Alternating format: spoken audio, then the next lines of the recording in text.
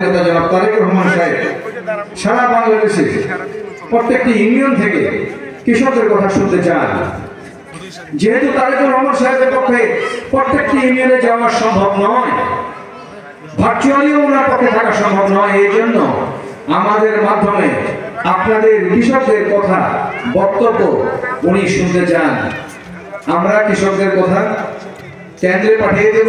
আমরা যে সমাবেশগুলো করলাম এতদিন, তাতে আমরা কৃষকদের যে সমস্যা, সারের সমস্যা, কীটনাশকের সমস্যা, বীজের সমস্যা, এই সমস্ত সমস্যা আমরা লিপিবদ্ধ করেছি এবং এই সমস্যাগুলো আমরা কেন্দ্রে পাঠাবো। আগামীতে বিএনপি সরকার গঠন করলে কৃষি নীতিমালায় এই বিষয়গুলো আসবে, যাতে আগামীতে কৃষি উৎপাদন, যে কৃষি উৎপাদনের কথা আমাদের প্রয়াত রাষ্ট্রপতি স্বাধীনতার ঘোষক জিয়াউর রহমান সাহেব যে কৃষির উৎপাদন দ্বিগুণ করার কথা ওনার জীবদ্দশায় বলে গেছেন, সেটা দ্বিগুণ থেকে 3 গুণ থেকে 4 গুণে আমাদেরকে আনতেই হবে। কারণ আমাদের যে জনসংখ্যা আর আমাদের যে জমির পরিমাণ, তাতে এই উৎপাদন দিয়ে আমাদেরকে সারা জীবন একটা আমদানি নির্ভর দেশে থাকতে হবে এবং স্বয়ংসম্পূর্ণতা অর্জন করতে গেলে আমাদের উৎপাদনকে 3 গুণ 4 গুণ করতে হবে এবং এটা সম্ভব। কারণ আমরা যদি চায়নার দিকে তাকাই, কোরিয়ার দিকে তাকাই, থাইল্যান্ডের দিকে তাকাই, এখনো তারা ধান উৎপাদন থেকে অন্যান্য ফসল উৎপাদনে প্রতি হেক্টর জমিতে বা প্রতি একর জমিতে যে উৎপাদন ক্ষমতা আমাদের আছে, আমরা করছি তার চেয়ে তাদের উৎপাদন এখনই প্রায় 3 গুণ। কাজে সেই 3 গুণে আমরা যেতে পারবো যদি সুষ্ঠু নীতিমালা আমাদের পরবর্তী পর্যায়ে বিএনপি গভর্নমেন্টে যদি সেই নীতিমালা সংযোজিত হয় এবং তা প্রয়োগ করা যায়, এবং সেটা করা হবে ইনশাআল্লাহ। আমরা দীর্ঘদিন ধরে রাজপথে 2009 সালের পর থেকে বিএনপি এই আন্দোলন সংগ্রামকে এগিয়ে নিয়ে গেছে। হাজার হাজার নেতাকর্মীর নামে মামলা হয়েছে, হাজার হাজার নেতাকর্মী গুম হয়েছে। এই বিগত 5ই আগস্টের পরে আমরা বক্তব্য দিতে পারি নাই, রাস্তায় নামতে পারি নাই, কথা বলতে পারি নাই। কিন্তু ভাই, 5ই আগস্টের পরে আমরা একটি মুক্ত সমাজে বাস করছি, কিন্তু আমাদের যে আশা, যে আকাঙ্ক্ষা, সেটা এখনো পূরণ হয়নি। এখন অন্তর্বর্তীকালীন সরকার আছে, আমরা একটা নির্বাচন চাই। কারণ আমরা জানেন যে 2014, 2018, 2024 সালে যে নির্বাচন, 14 সালের নির্বাচনে কোনো 153টা আসনে কোনো রকম প্রতিদ্বন্দ্বিতা ছাড়া ভোট হয়েছে। আর 2018 সালে আমাদের সমস্ত দল অংশগ্রহণ করেছিল। সেই ভোটটা শেখ হাসিনা রাতেই ব্যালট বাক্স ভর্তি করে দিয়েছিল, যেটাকে আমরা বলি দিনের ভোট, নিশি রাতের ভোট বলা হয়।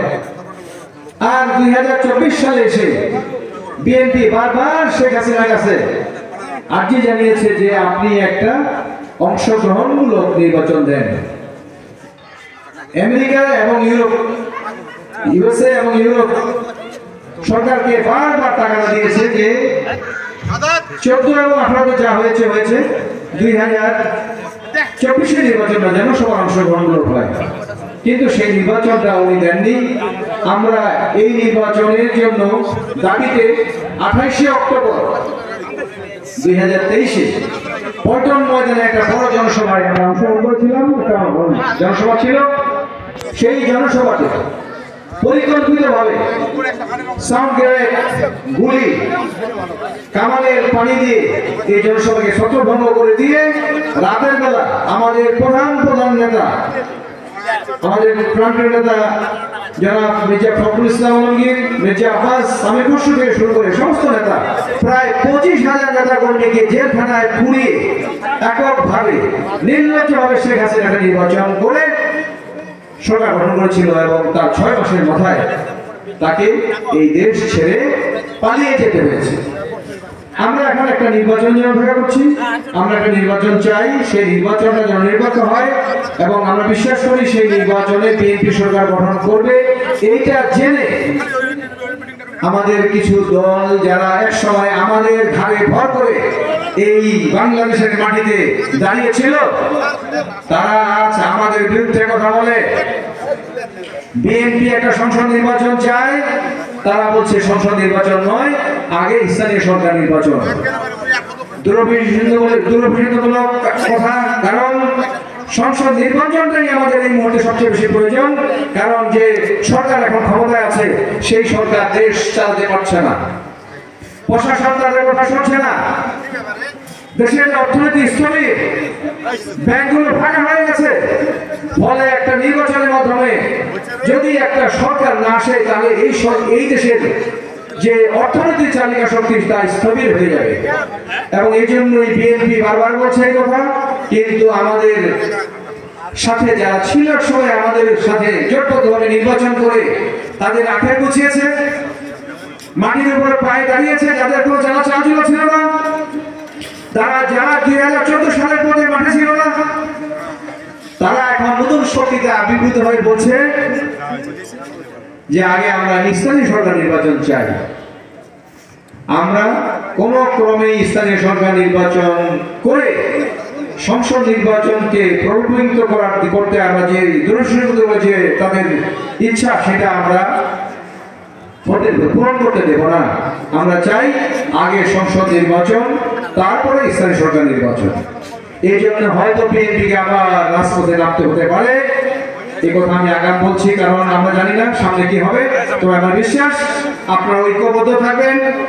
আপনারা আগামীতে বিএনপি যে নির্বাচন যদি ডিসেম্বরে হয়, আমরা মাঠে আসবো, আপনাদের কাছে আবার আর্জি জানাবো, আপনারা সবাই ধানের শীষে ভোট দিয়ে আমাদের বেগম খালেদা জিয়াকে আরেকবারের জন্য প্রধানমন্ত্রী হওয়ার সুযোগ করে দিবেন, এই আশা ব্যক্ত করে আপনাদের সবার সুস্বাস্থ্য কামনা করে, এবং যেহেতু আজকে সময় কম বক্তব্য দীর্ঘায়িত করা গেল না, আপনাদের সবার প্রতি কৃতজ্ঞতা এবং সালাম জানিয়ে আমার বক্তব্য শেষ করছি। সবার প্রতি সালাম, আসসালামু আলাইকুম ওয়া রাহমাতুল্লাহি ওয়া বারাকাতুহু। হিন্দু ভাইদের প্রতি আমার আদাব, সবাই ভালো থাকবেন, সবার প্রতি শুভেচ্ছা।